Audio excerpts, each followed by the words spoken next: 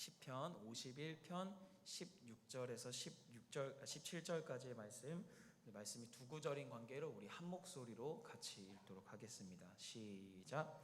주께서는 제사를 기뻐하지 아니하시나니 그렇지 아니하면 내가 드렸을 것이라. 주는 번제를 기뻐하지 아니하시나이다. 하나님께서 구하시는 제사는 상한 심령이라. 하나님이여, 상하고 통회하는 마음을 주께서 멸시하지 아니하시리이다. 아멘. 말씀을 위하여 잠시 기도하도록 하겠습니다. 하나님 감사합니다. 주일 새벽부터 또 말씀으로 함께 하시고 또 언제나 동일하게 또 변함없이 은혜를 부어주셔서 지금 이 자리까지도 함께 해주심에 감사드립니다. 한 주간 연약했던 우리들을 위해 말씀으로 회복하게 하시고 또한 지친 영혼과 주님의 인도하심이 필요한 성도님들에게도 우리 함께 해주심에 감사드립니다. 이 시간 오후 예배로 말씀을 듣습니다. 몸은 피곤하지만 신앙과 믿음과 신앙은 더욱 굳건하게 될 수 있는 귀한 시간 될 수 있도록 인도하여 주시옵소서. 감사드리며 살아계신 예수님의 이름으로 간절히 기도하옵나이다. 아멘. 할렐루야. 네, 우리 오후 예배에 오신 성도님들을 주님의 이름으로 환영하고 축복합니다. 우리 새벽부터 또 오후 예배까지 또 말씀의 자리에 나오신 성도님들 너무 감사드립니다. 우리 점심도 맛있게 드시고 또 나른한 오후가 확실히 잠을 자기가 아주 좋은 시간대인데요. 그래도 피곤하지만 우리 옆 사람한테 이렇게 고백합시다. 그래도 밥 먹은 거 소화는 되겠죠? 네. 네, 이 시간 우리 육의 양식도 소화하고 영의 양식도 소화되는 놀라운 시간 되기를 소망합니다. 오늘은 시편 51편 16절에서 17절까지의 말씀을 가지고 겉모습의 예배라는 제목으로 함께 받은 은혜를 나누기 소망합니다. 성도님들께서는 이 허례허식이라는 단어를 잘 알고 계실 것입니다. 실속도 없고 또 예절이나 의식 따위를 겉으로만 거창하게 꾸미는 것을 허례허식이라고 하는데요. 요즘 스마트폰에 있는 어떤 인스타그램 아니면 페이스북 아니면 카카오톡 프로필 사진 등등 자신을 나타낼 수 있는 사진들을 게시하거나 글을 올리는 경우가 많이 있습니다. 특히 어른들의 세대부터 10대 청소년에 이르기까지 수많은 사진과 게시물이 지금도 올라오고 있는데요. 보통 이제 아버지 분들은 이런 사진을 카카오톡에 많이 하시죠. 네, 이제 등산한 등산복을 또 입고 있습니다. 그리고 또 어머니들은 이런 사진을 많이 합니다. 다육이 사진을. 네. 공교롭게도 제가 인터넷에서 떠도는 사진을 가져온 것이 아니라 실제 저희 부모님께서 하셨던 배경화면이라는 것을 꼭 알아주시면 감사드리겠고요. 성도님께서도 같이 좀 공감하시는 걸 보아하니까 어떤 느낌인지 다들 잘 알고 계시죠? 이 예배가 사진에 남아서 엄마한테 혼날 것 같은데요. 그런데 이 시간이 지나서요, 20, 30대들에게는요 이런 자신의 일상을 공유하는 SNS, 일명 이렇게 소셜 네트워크 서비스, 이걸 통해서 자신들이 무엇을 샀고 또 어떤 걸 했는지 소위 말해 자랑글을 이렇게 올리게 됩니다. 또 2030 세대들에게 있어서 더욱 화두가 되는 문제가 무엇이냐? 바로 누가 더 비싼 가방을 샀냐? 누가 더 좋은 여행지를 갔냐? 누가 더 좋은 집에 들어갔느냐? 이런 것에 대해서 알게 모르게 사진으로 경쟁심을 하고 있다는 것을 우리가 알 수 있습니다. 특히 이 SNS에 정보 전달을 목적으로 한 순수한 모습과는 달리 자신의 상황이 명품을 살 수 있는 상황이 되지 못하는데도, 좋은 외제차를 끌 형편이 되지 않는데도, 그런데도 불구하고 필요 이상의 돈을 지출하여서 겉모습에 치중하는 사람들이 늘어났다라는 것입니다. 현대사회에서는 이런 사람들을 보고 영끌족이라고도 합니다. 영혼까지 끌어모았다. 이래서 필요 이상의 물건을 지출하는 사람들을 비꼬아서 생긴 단어가 영끌족이라는 단어인데요. 이렇듯 세상에 있는 사람들은 겉에 보여지는 모습에 열광해서 사람들에게 인정을 받으려는 욕구가 생겨나기 마련입니다. 그러나 이런 겉모습으로 보여지는 행동과 모습에는 비단 세상에서만 나타나는 것이 아닙니다. 지금 우리가 매 주일마다 오는 교회에서도 이런 겉모습에 치중한 모습들이 발견된다라는 것인데요. 바로 이 예배에서의 우리의 모습이 사람들 앞에서 비춰지는 모습과 또 혼자 있을 때의 모습이 다르다라는 것입니다. 우리의 예배의 대상은 오로지 하나님 한 분이십니다. 그러나 보여지는 것에 신경을 쓰는 사람들은 하나님께 드려야 할 예배를 사람들이 보기에 얼마나 내 자신이 더 은혜스러워 보이는가, 이것에 치중되어 있다라는 것이죠. 오늘 본문을 작성한 다윗도 이러한 모습을 보여주었습니다. 여러분, 다윗 하면 무엇이 가장 먼저 떠오르나요? 바로 예배입니다. 그가 어렸을 시절 양을 치면서 가장 빼놓을 수 없는 것이 하나님을 찬양하는 것이었습니다. 그는 들판에 가서 맡겨진 양들을 돌보는 것은 물론 시간이 있을 때마다 항상 하나님을 예배하는 사람이었습니다. 그가 하나님을 모든 순간순간마다 예배할 때에 그는 담대함을 얻기도 했는데요. 그래서 다윗의 아버지 이새의 양떼를 지킬 때에 사자나 곰이 만약에 양을 물어가면 끝까지 쫓아가 양을 구해내기도 하였습니다. 이처럼 다윗의 예배는 오로지 하나님을 위한, 하나님에 의한 예배가 되는 것이었습니다. 그런데 다윗 하면 떠오르는 예배의 모습과는 정반대의 모습이 오늘 본문 말씀에서 나오게 됩니다. 오늘 말씀은 이 다윗이 우리아의 아내 밧세바를 범한 뒤 하나님의 선지자 이 나단에게 책망을 받고 나서의 적은 시입니다. 즉 자신의 잘못된 죄를 고백하는 시인데요. 왜 이런 일이 벌어졌는지 우리 함께 말씀을 보며 묵상하기를 소망합니다.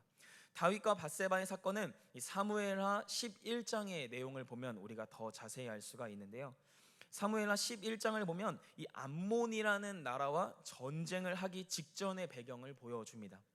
그래서 다윗은 본래 전쟁에 능한 자입니다. 그에게는 항상 담대함이 내장되어 있었던 사람이었어요.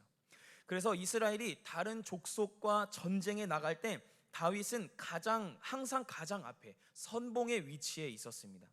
그런데 이런 전쟁이 다윗에게는 익숙해진 것일까요? 사무엘하 11장 2절에 보면 이렇습니다. 저녁 때에 다윗이 그의 침상에서 일어나 왕궁 옥상에서 거닐다가, 여러분 세 번역을 보면 이렇습니다. 어느 날 저녁에 다윗은 잠시 눈을 붙였다가 일어나 왕궁의 옥상에 올라가서 거닐었다, 이렇게 나오고 있습니다. 그토록 전쟁에서 이 백성들을 이끌고 전쟁을 이끌어야 할 다윗이 다른 군사들은 전쟁에 보내고 정작 본인은 피곤함을 이기지 못해 왕궁에서 잠을 자고 있었다라는 것입니다. 이런 상황에 이렇게 비몽사몽한 사이에 목욕을 하던 우리아의 아내 밧세바를 보게 되었습니다. 이 하인을 불러 누구인지 설명을 듣고도 다윗은 밧세바를 범하고야 말았습니다. 심지어 이 일이 있고 나서 밧세바는 임신을 하는 상황까지 이르게 되었는데요. 이것은 도덕적으로나 신앙적으로나 다윗에게는 있을 수 없는 일이었습니다. 이 사실을 알게 된 다윗은 밧세바의 남편인 우리아를 암몬 전쟁의 가장 최전방에 위치하게 하여 목숨을 잃게 합니다.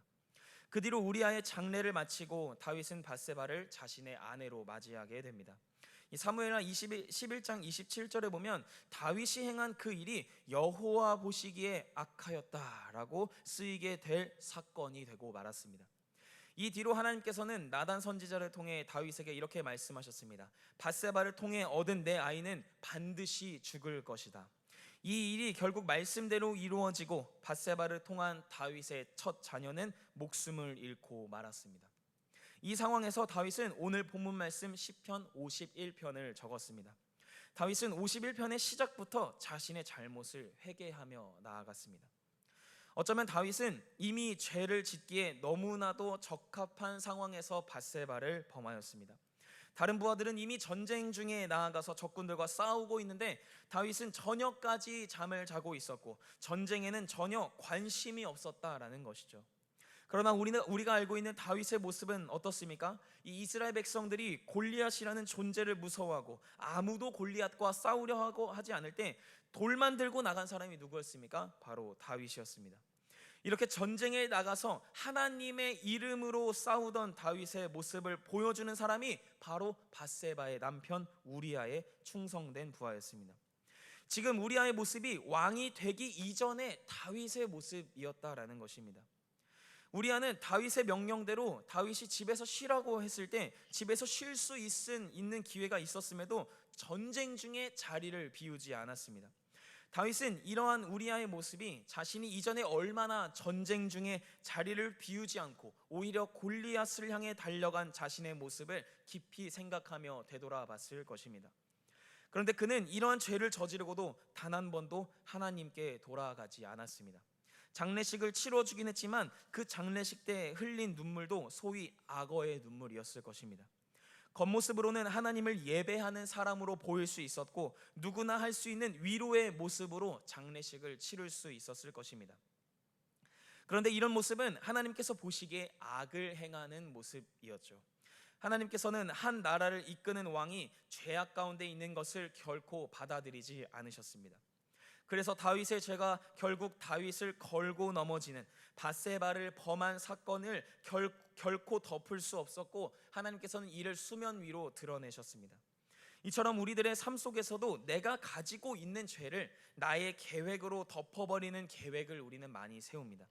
그저 다른 사람들 앞에서는 예배하는 자로, 다른 사람들 앞에서는 뜨겁게 기도하는 자로 보여지기 위해서 나의 치부를 덮어버리는 사람들이 있다라는 것이죠. 제가 이 본문 말씀을 정한 이유가 요즘 들어 저의 삶이 이런 겉모습에 치중한, 더 자세히는 이 때우는 형식의 예배자로 제가 변화되었다라는 것을 느꼈기 때문입니다. 저도 제 나름대로 예배하는 티를 낼 수 있을 거라고 생각했습니다. 누가 보기에 그저 은혜로워 보일 수 있도록 아무런 문제가 없는 것처럼 보여지고 있었다라는 것이죠. 그런데 제가 이런 마음을 이 하나님께서 중단시키게 하신 결정적인 사건이 저에게 일어났습니다. 한 2, 3주 전쯤 됐을까요? 제가 전에 교회에서 1년 동안 사례비를 일부분을 떼서 차곡차곡 모아서 제 나름대로 고가의 기타를 구매했습니다. 통기타를 구매했는데요. 정말 애지중지하게 그 기타를 관리해 왔습니다. 나무가 물에 또 약하니까 습도 관리도 해주면서 잘 관리를 해주었어요. 그런데 이 기타를 정말 잘 관리하는 방법은요, 외부로부터 오는 이 충격을 완전히 보호해주는 딱딱한 하드 케이스에 넣어서 보관하는 것도 아니고 계속 닦아가면서 보물을 아끼듯이 기타를 사용하지 않는 것도 아니고요, 도리어 매일매일 기타를 쳐주는 것이 가장 좋은 관리 방법입니다. 심지어 이 기타 줄의 장력이 워낙 세다 보니까 이틀에서 사흘 정도 기타를 쳐주지 않는다면 줄을 조금 이렇게 풀어놔야 할 정도로 상당히 예민하면서 동시에 매일매일 쳐줘야 하는 것이 이 기타의 관리 방법입니다. 저는 이 기타를 사고 나서 거의 하루에 적게는 1시간, 또 많게는 2시간씩 매일 기타를 쳤어요. 왜냐하면 칠 때마다 제가 소리가 너무 좋다고 느껴져서 이제 제가 하루하루가 지루하지가 않았거든요. 그래서 신학교를 나온 제가 뭐 기타로 할 수 있는 게 이제 뭐가 있겠어요. 그냥 앉아서 찬양 악보 하나 꺼내놓고 이제 좋아하는 찬양도 불러가면서 나름대로 저에게 있어서 개인 예배를 하는 경우가 많았습니다. 그래서 기타를 관리하면서 동시에 저도 모르게 하나님께 예배를 드리는 삶이었던 것이었죠. 그런데 제가 올해 초부터 이게 조금 저도 모르게 피곤하다라는 마음이 조금씩 들기 시작하는 거예요. 그래서 기타를 치는 것도 너무나도 귀찮게 느껴지기 시작했습니다. 자연스럽게 기타 관리는 안 될 뿐더러 하나님과 만나는 개인 예배조차 줄어들게 되었어요. 그런데 2주 전에 기타를 꺼내서 연주를 하려고 이제 교회에서 스피커를 딱 꽂았는데 갑자기 스피커에서 천둥번개 소리가 나는 거예요. 그래서 뭔 일이지 하고 봤는데 제 기타에 이게 음향선을 꽂는 부분에 조그만한 흔들림에도 이 안에서 접촉 불량이 나면서 막 파바박 이렇게 소리가 튀기 시작하는 거예요. 그래서 제가 이러고 가지고 와서 서울에 이 악기를 들고 악기 수리점을 갔습니다. 근데 수리하시는 분이 딱 제 기타를 보고 문제를 보고 딱 한마디 하셨어요. 고객님, 수리비가 엄청 나올 겁니다. 이거 한마디 하시는 거예요. 그래서 금액을 들어보니까 야, 이거 기타를 다시 팔아야겠다라고 할 정도의 수리비였어요. 그래서 눈물을 머금고 막 다른 방법을 막 카페에도 찾아보고 인터넷에도 막 찾아보다가 이 접점부활제라는 이 먼지나 녹슨 것을 제거해주는 이 약품을 기타 음향 쪽에 이렇게 뿌리면 급한 불은 끌 수 있다라고 하길래 5만 원 주고 사고 하니까 정말 그 소리가 안 나는 거예요. 그래서 그리고 생각했습니다. 내가 예배를 소홀히 했던 결과가 이렇구나. 내가 준비된 예배자로 살아가지 못하니까 하나님께서는 강제로 내 예배를 멈추게 하셨구나, 이것을 깨달았습니다. 그런데 더 제가 예배의 모습을 고쳐야겠다라는 사건이 무엇이냐면 어느 순간부터 이 중고등부 예배의 분위기가 제가 예배를 소홀히 했던 그 순간부터 무엇인가 막힌 것과 같은 느낌이 들기 시작했다라는 것이에요.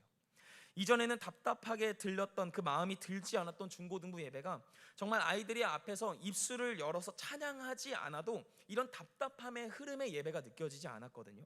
그런데 예배를 준비하지 않고 그로 인해 기타가 고장나서 쓰지 못하는 그 순간부터 예배에 뭔가 은혜가 없다라는 것이 제가 느껴졌어요. 더 무서운 것은 하나님께서 이 상황에 대해 저에게 아무 말도 하지 않으실 것 같은 느낌이 들어서 더욱 무서워지기 시작했습니다. 이전에 저의 마음은 이건 했던 예배니까, 했던 찬양이니까 이렇게 해야지 했던 저의 마음에서 제 개인적인 모습과 이 겉으로만 그저 넘기려 했던 예배가 하나님의 임재가 임하지 않는 예배로 변화되는 그 순간부터 저는 예배하기가 너무 두려워지기 시작하는 거예요. 여러분, 아이들은요 시간이 지날수록 많이 왔어요. 제가 처음에 왔을 때보다 아이들이 정확히 2배로 늘어났거든요. 그런데 저는 하나도 기쁘지 않았어요. 소리 없는 꽹과리와 같은 예배인 것 같아서 하나도 기쁘지 않았습니다. 어쩌면 처음 탑동교회 왔을 때 아이들을 만나기 위한 그 순수한 마음과 시간이 날 때마다 기타를 들고 예찬실에 앉아서 1시간 정도 혼자 개인 예배했을 때의 그때의 중고등부 분위기가 더 좋았습니다. 그래서 오늘 본문 말씀이 저에게 더 은혜가 되는 구절이었어요. 형식적인 예배가 정답이 아니라 조금은 서툴러도, 조금은 부족해 보여도 사람들이 보기에 왜 저렇게 저 사람은 미친 사람처럼 예배하지? 라는 마음이 하나님께서 더 원하신다라는 것이죠. 본문 말씀 16절 17절입니다. 주께서는 제사를 기뻐하지 아니하시나니 그렇지 아니하면 내가 드렸을 것이라. 주는 번제를 기뻐하지 아니하시나이다. 하나님께서 구하시는 제사는 상한 심령이라.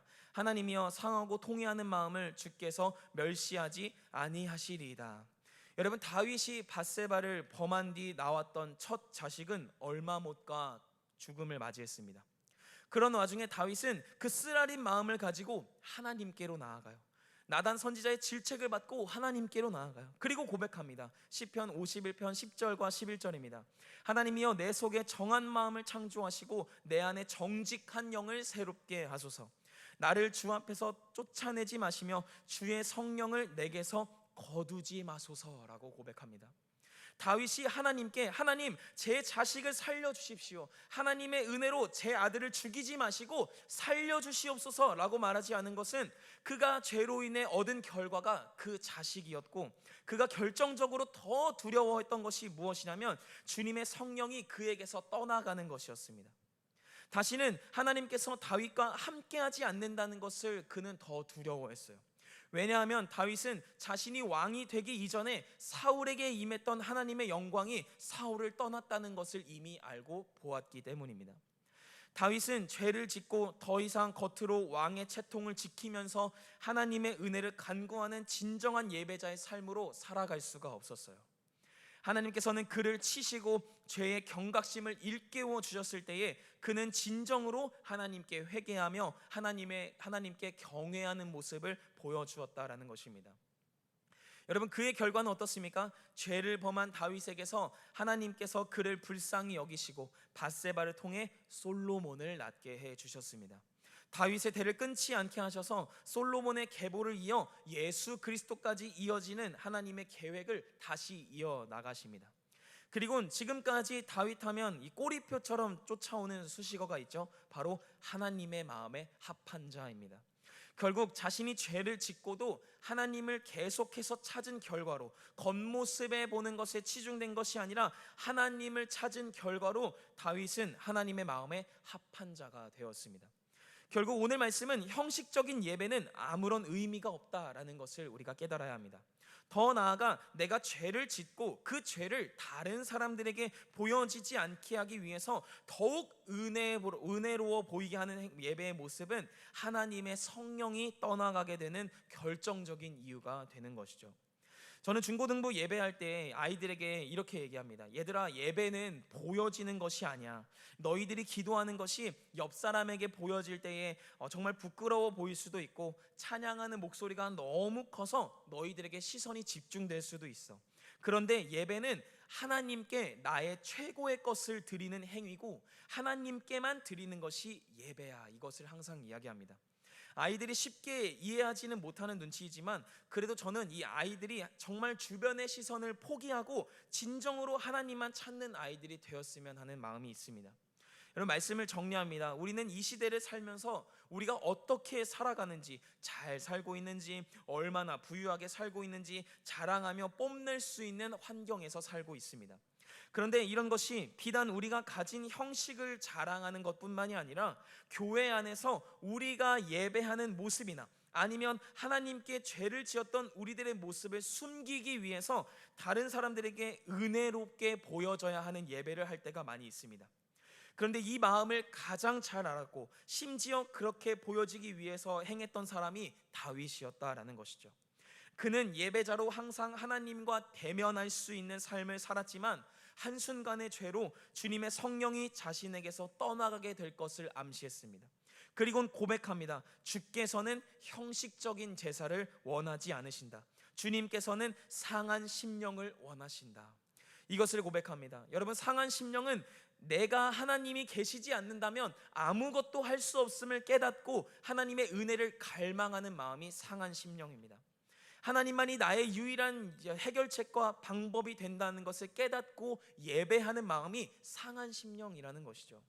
사랑하는 탑동교회 성도 여러분, 우리가 자랑할 것은 나의 신앙도 아니요 나의 잘남도 아니요 오로지 예수 그리스도가 되는 줄로 믿습니다.